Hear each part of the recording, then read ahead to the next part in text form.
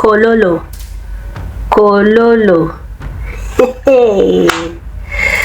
Kololo po beriot irwa. Juika ki wachi wa wanya piwa winyu. Piwa ye ni unami pe marwa. Unami pe mirwa. Piwa ye. Doti me wana. Bado we obiru mu fondo. Eni don fon. Kwa jimu kena time pe bene petien lock. Wana. Kichai wa levu mama. Utima kida menyero. Lock dong ticket. Koroni ana dwa me tumba dwa. Luwe me northern.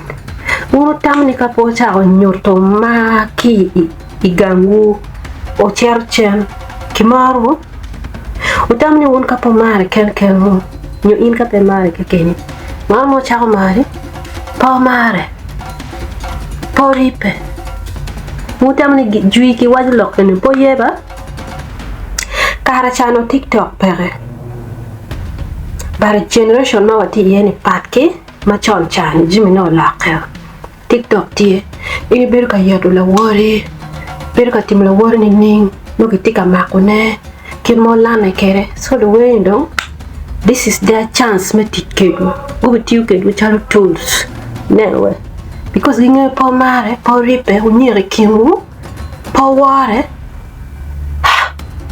chumete ngan machen owo no luwe wa mi northern Uganda uchak mare uchak ripe uchak winye uchak kwanyo chuny menyero chuny me tek wich chach manero ko beri chando point industry mamwa patke machon chane ubino kikerba tutwale luwe wa manyen ini kerma gubino kere we kerma bi dokere ping mi achel mun power luwe wa machon chane uchaye gi uyero gi kun gina yegu yapi uyo gina yegu nyuti uyo ibino go iti mona chela rio no don pera mo wala wore pera mo we yo kila wore no pemete la wore be ucham mete won ke ka yo cham ke doctor Kampala kacha ne luwe ma chon kin ma kitero gi kere kin ma ki war gi kere ujane ko chak ne mne Kleba jeki eno don begi pewa ningo lingo but this time ko nen sema kula gi eno luwe mo machon ungeyo gi nen war ma kitika nyotigi kitika dwa ko gi back the industry but megu onyono will you get the pay yet kinyero ne po tero kama bidwa wa dwa pay po mi wari komu kadon ki chayo kiti ini Willow ulu nen wodum kun kilwa walwa ke waro cha jomo kenani so uchakte lo soksi umalo ko berishado ngeyo ni Baganda they don't like you people ginyer ke unon because kono Gimara pengo poti mo kolabo kilo we ma Kampala mir bak dogwa bara ko bak dogwo owero video po shooting ke gipinga wope dano one way che leba yo porwa pengo gi treating one command gin ene no mer beri wiwu ko chen ka we gangi kuja kin ma ki treating un kere ka gen ka go bino kan nen kin ma ki ter gi kere ujolo gi way ruot mo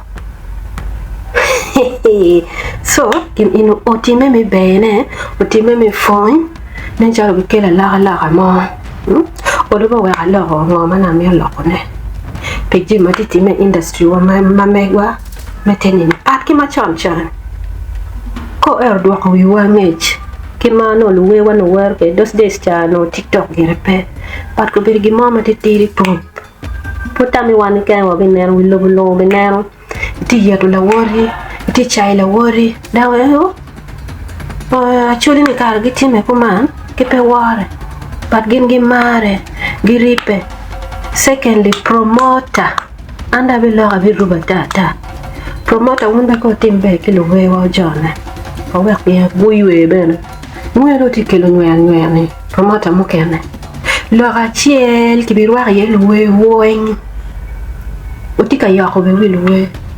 Kalau mana tio we ogar kin luwe rio. Pe luong la we mani chaka itamo ningo, igamo ningo, inubigamo komanda be nyailo. Lo padana rio duku padana pa. No, utika balo industry. Okay, barati wacha logada. Wacha ko mono telu soksi wa malo ka wa mirni.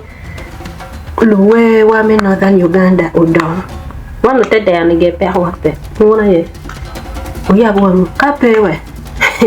Ya windo njo keno tukiwe moko ni muranga na mala kwa nga kono nga muranga na ni ko biteri kwe. Bi chiarka we kere ila na mkuja. Kibi bay wa voro. Eni level ma wiga kere ite auction te gulugia waji kacha. Tambe chiarka kwe bi yero dege bi wa Kampala. Umete ki dit win mo ti kere ni kirmo biro kere un luwe ma nyane. Eni kirmo bi to kere.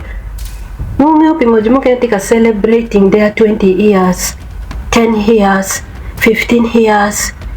Kipo biro chalu wonila. Guberu luwar, so un powo un luwe ma nyane.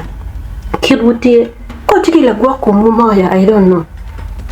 Luwe cha kid gitek, we gitek, war pe kongi, birwe pigu aki gang, birwe gu aki no giberi kena go, I don't know. So ko do dua kong no lele mo biro kere ni TikTok tie lana wa tara chan no gere TikTok pere kere timeni ningi ye te ke baluwe wa ma chan no gibi dak tele tutuan ko tele be lo kango giko bermana na giko man ko be chan ko ni ko promota nga ibini penyo ngoromoni en lo ka chiri rinyo kere bola we chi lo kitika nanu ka cha kitika choi we kenen luwe ni ina romo timu kere kolabo kene inini choyu kwa warier mo kwanyo okwanyo mo kejo okeji